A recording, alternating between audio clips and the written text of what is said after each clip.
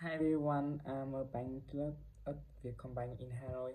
My working day usually starts at 8 a.m. I'm finished at 5 p.m. from Monday to Friday. Every morning I go to work by motorbike. It takes me about 20 minutes to get there.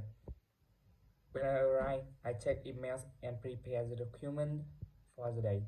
And most of my time is spent helping people often new account and transfer money or solve problem with the transactions. And sometimes I also work with other departments to prepare financial reports, even though it can be stressful when the bank is crowded. I really enjoy my job because I meet many people every day and I learn a lot about finance and customer service.